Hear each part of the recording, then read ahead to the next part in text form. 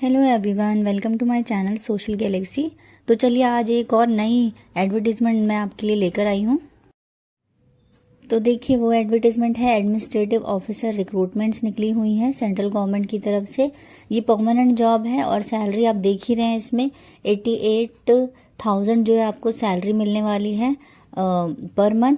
Eligibility भी देखिए, इसमें आपको एनी ग्रेजुएट, कोई भी ग्रेजुएट हो या पोस्ट ग्रेजुएट हो, किसी भी स्ट्रीम से, आर्ट्स कॉमर्स साइंस, किसी से भी आपने कॉलेज यानी कि ग्रेजुएशन किया है या पोस्ट ग्रेजुएशन किया है तो आप इसमें अप्लाई कर सकते हैं। इसमें एक्चुअली देखिए सेंट्रल गवर्नमेंट की जॉब है तो ऑब्वियसली जो सेंटर्स होंगे वो पूरे ऑल ओवर इंडिया होंगे, कोई एक पर्टिकुलर स्टेट ही नहीं होगा कि इसी में आपको मिलेगी पोस्टिंग। तो ऑल ओवर इंडिया में आपको कहीं पे भी पोस्टिंग मिल सकती है। आगे देखिए ऑनलाइन रजिस्ट्रेशन 15 अक्टूबर से स्टार्ट हो चुका है। ये एक फ्रेश वैकेंसी है, बिल्कुल कल ही इसकी जो रजिस्ट्रेशन स्टार्ट हो चुके हैं। लास्ट डेट आपका 5 नवंबर है और डाउनलोडिंग यानी कि जो आपका एडमिट कार्ड आएगा वो एग्जाम से 10 दिन पहले आपके लिए एडमिट कार्ड जो है ये लोग अवेलेबल करा देंगे। और देखिए यहाँ पे मेंशन है 14 दिसंबर को जो है एग्जामिनेशन हो जाएगा। टेंटेटिव है बट यहाँ पर अभी कोई श्योरिटी नहीं है कि 14 दिसंबर को ही होगा। ये वीकडेज पे भी हो सकता है और हॉलीडेज पे भी हो सकता है।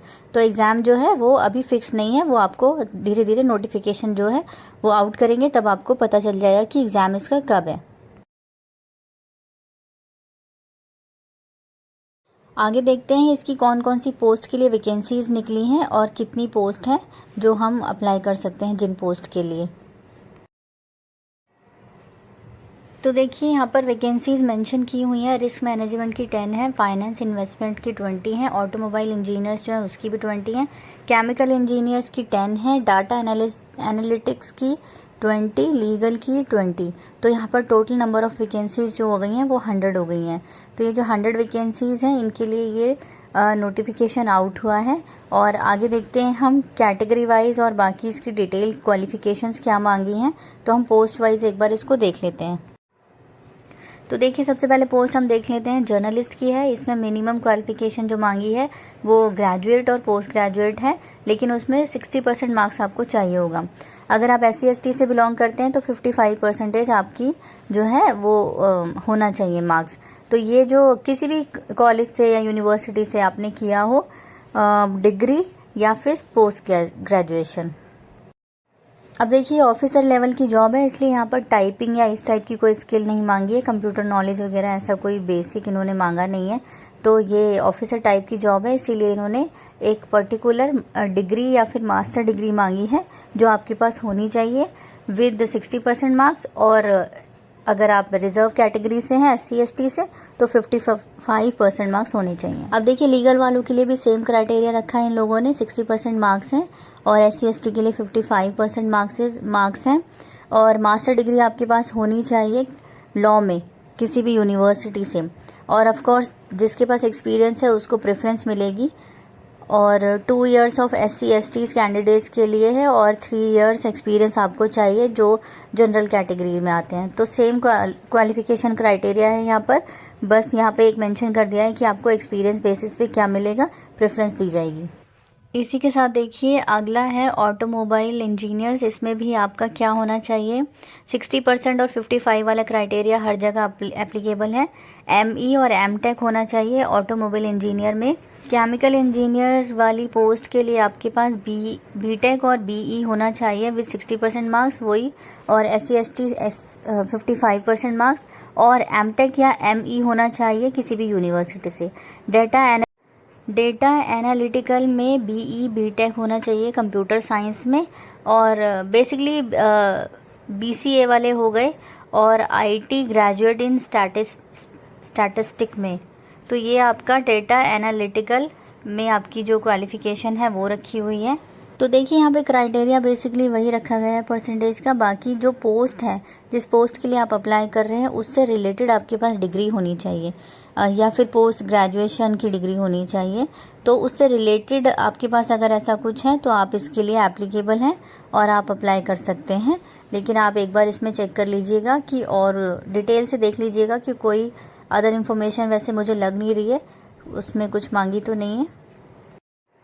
चलिए बाकी अगली पोस्ट देखते हैं हम। फाइनेंस एंड इन्वेस्टमेंट है, इसमें चार्टर्ड अकाउंटेंट होना चाहिए आपको, कॉस्ट अकाउंटेंट, या फिर बीकॉम किया होना चाहिए किसी भी यूनिवर्सिटी से विद 60% मार्क्स, या फिर SC/ST के लिए वही 55% मार्क्स, और MCOM होना चाहिए, या तो आपके पास बीकॉम हो या फिर MCOM हो। चलिए नेक्स्ट पोस्ट है हमारी रिस्क मैनेजमेंट, इसमें आपका BE BTech होना चाहिए और पोस्ट ग्रेजुएशन होना चाहिए इन रिस्क मैनेजमेंट में, या फिर PGDM होना चाहिए आपके पास डिग्री इन रिस्क मैनेजमेंट, और ME MTech होना चाहिए। तो ये आपकी रिस्क मैनेजमेंट वाली पोस्ट के लिए क्वालिफिकेशन है, और फाइनेंस एंड इन्वेस्टमेंट वाली की क्वालिफिकेशन यहाँ पर दी हुई है कि आपके पास ये वाली डिग्रीज होनी चाहिए। United India insurance company limited की तरफ से वैकेंसीज निकली हुई हैं, इसमें आपको more than 1500 offices including service hubs throughout the country as on 31 मार्च।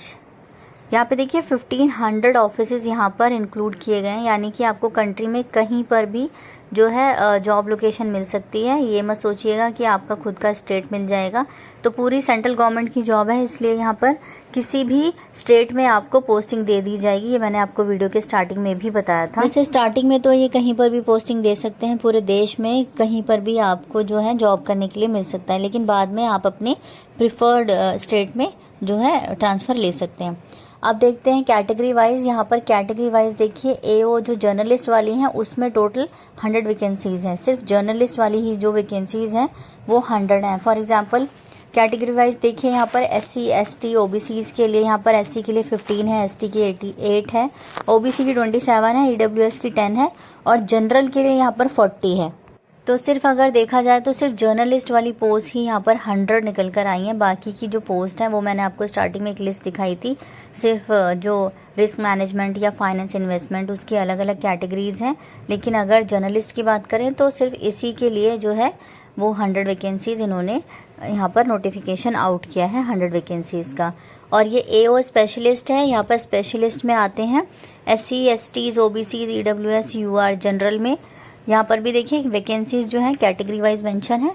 चलिए एज की बात करते हैं, तो एज आपकी जो है 21 से मैक्सिमम एज 30 इयर्स होनी चाहिए, और ये आपकी होनी चाहिए 30 सितंबर तक, यानी कि आपका इतना जो है सितंबर तक आप 30 इयर्स के होने चाहिए। मैक्सिमम एज इतनी ही रखिए, इससे ऊपर के जो लोग हैं वो अप्लाई नहीं कर सकते हैं।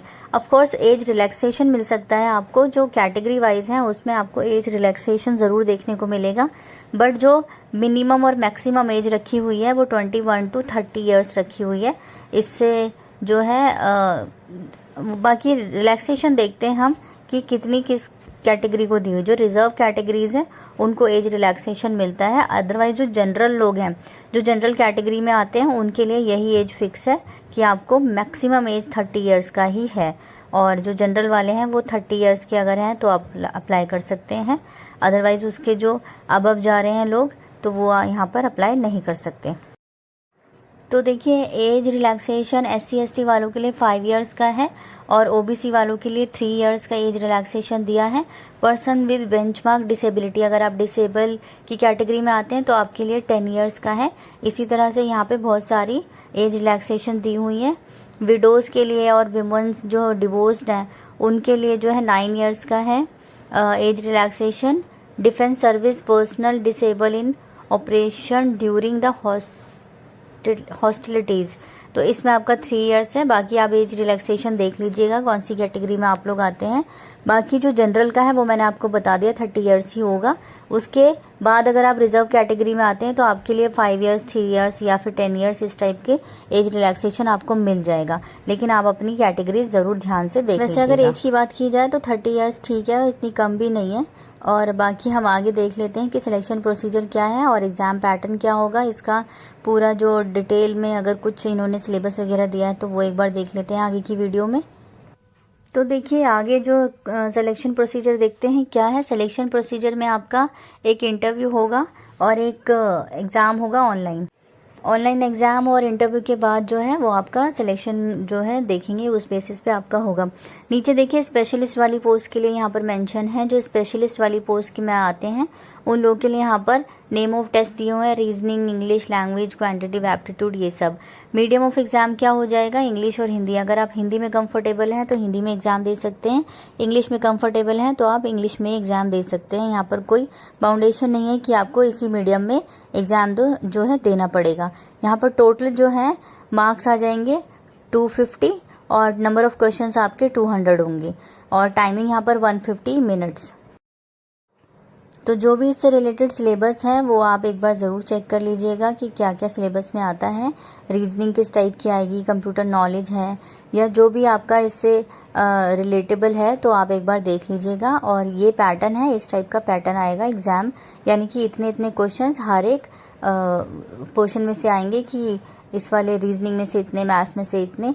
तो यहाँ पर आपको नंबर ऑफ क्वेश्चंस और मैक्सिमम मार्क्स उसके दिए हुए हैं और मिनट्स भी दिए हैं कि duration of for each section कितना होगा।